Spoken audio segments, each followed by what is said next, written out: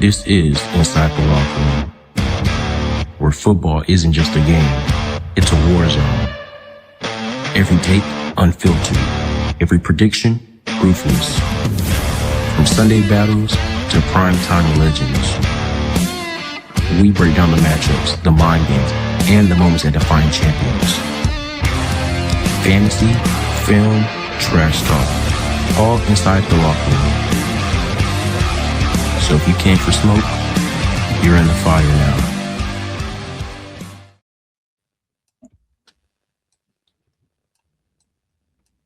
We are back with another short episode of Inside the Locker Room. Today we got Deuce and Ben. And look, I want to kick this one off because, NFL offseason has started. So, we have started to see players get franchise tag. We started to see some players get cut. But the one that I do want to start off with, which one was the earliest one, was the George Pickens franchise tag. The Cowboys, all during the season, George Pickens had one of the best seasons he's ever had under the new regime with the Dallas Cowboys. And, a lot of people are saying, okay, George Pickens needs to get extended because he was still on a 1-year deal from the Steelers. And many thought he would have got that contract, me including myself. But look, let me say this, Cowboys Nation, look, don't stress that we franchise tag George Pickens because I trust in Jerry Jones for some reason this year, for some reason this offseason. And seeing how Jerry Jones has moved last offseason and this season, I want to see, Jerry Jones will get George Pickens re-signed and extended. It's just a matter of time, right now, not George Pickens, but Jerry Jones has more stuff to worry about. You got Brandon Aubrey, you got your 3D linemen that need to be extended, But let me say this, George Pickens, I expect him to get a new contract sometime mid football season, and then we'll go from there. But Ben, what are your thoughts on this? Yeah, like you said, what very well deserving of that contract. We thought he would get extended, but ultimately the tag is placed on George Pickens. But like you said, it's a different kind of offseason here with Jerry Jones. I mean, I saw him saying that he wants his relationship with George Pickens to be all honey this year. Now, what exactly that means to Jerry Jones, we'll soon find out. But I think, you're right that he's taking kind of a different approach in this offseason compared to others. Another player that we can kind of get into that also got the tag is running back Breece Hall. Another player that we thought are thinking that is deserving of a payday, but ultimately just due to circumstances, the Jets don't see it that way yet, maybe, and a contract agreement was not reached. So some of these players are going to have to wait until, the end of next season, or who knows, maybe a player like Breece Hall gets traded before that July 15th deadline. But just a lot of things to, look forward to in terms of free agent signings and where certain players go. I know Minkah Fitzpatrick is another name that'll come up as far as free agency goes. He's on the trade block, I believe, from the Miami Dolphins. So interesting things here. Deuce, how would you feel about a potential Minkah Fitzpatrick pairing with the Cowboys? Because honestly, I have them on my list here as potential destinations. I have the Cowboys, the Jets, and like maybe the Bears here. So what would you think about Minkah Fitzpatrick?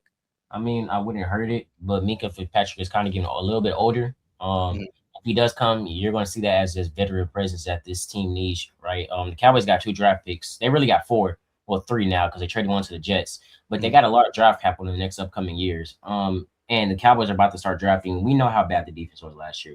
So I think coming into this, the Cowboys are going to have to draft younger players. But look, I wouldn't be opposed to having Minka, but do I think he's going to make a serious impact? But do I believe he'll be that veteran presence in that locker room that can, help the younger guys? Yes.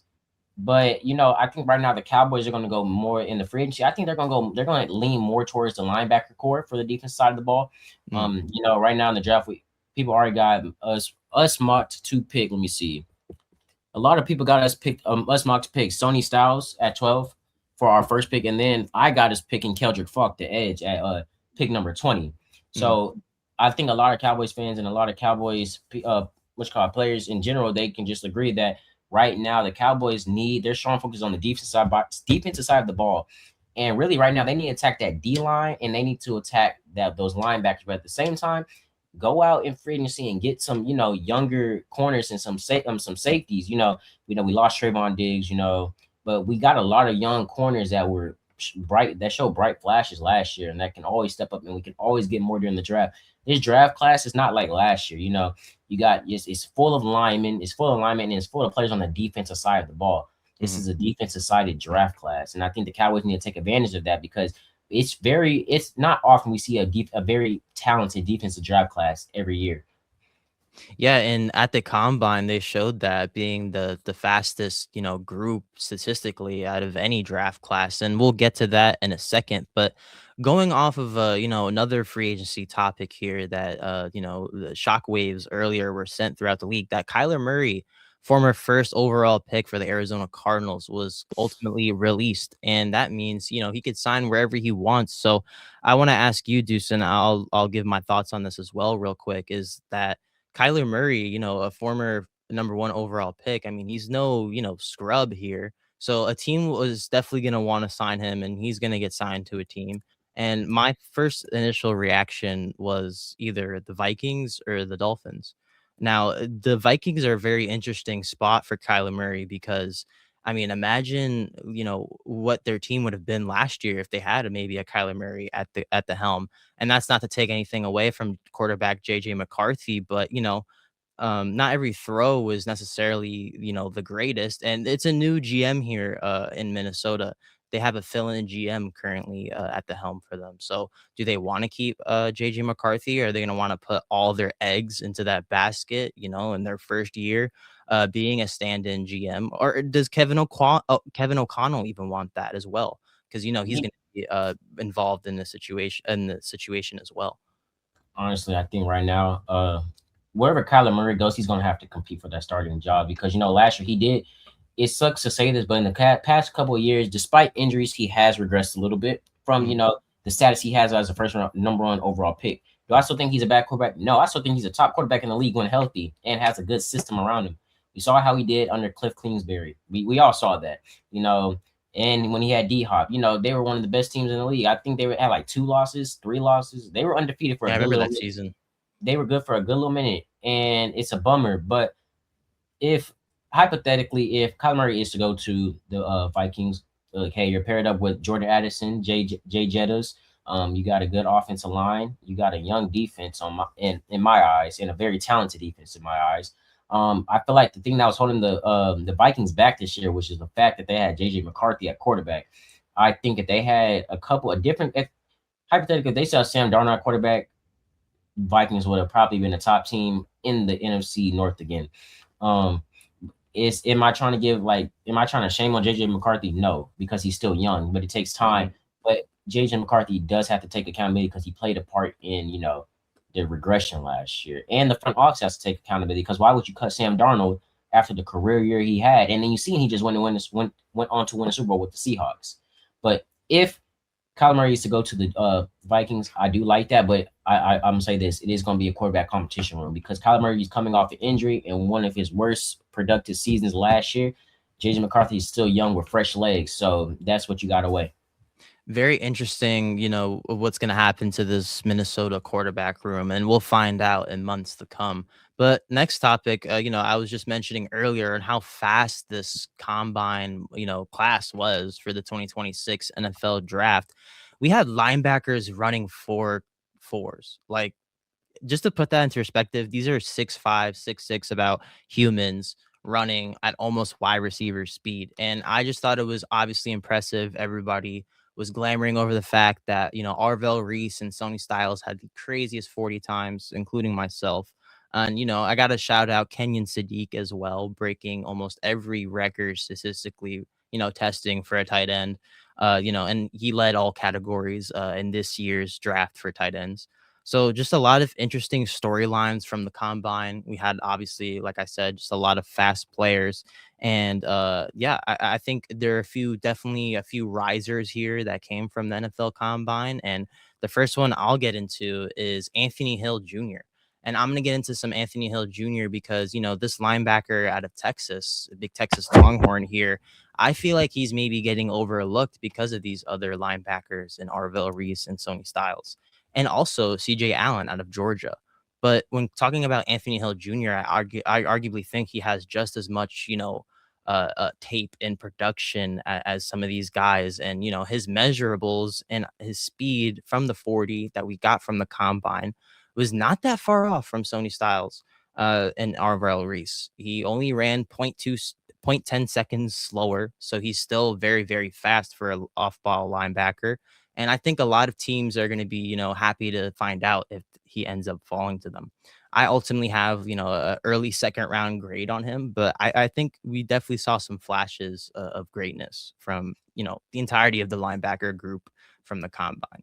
Deuce, who was a player that, sort of stood out in your eyes when watching the NFL combine from last week? Texas Tech linebacker Jacob Rodriguez, he had a very good combine. And a lot of he was for starters, he was in the Heisman, he was in the Heisman race, Unfortunately, he didn't win it because Mendoza won it. Obviously, Mendoza was gonna win it. But a lot of people came into this with the thing is, okay, how is he gonna perform on the NFL level? He came into this draft, and we're not saying the draft determines how you perform at NFL level because we see players also Anthony Richardson, have good draft classes. But Jacob, look, I'm gonna read this. I'm gonna read what this article says. It's similar to Dennis Sutton, Rodriguez dominant 2025 tape had already guaranteed he'd be a top 100 selection.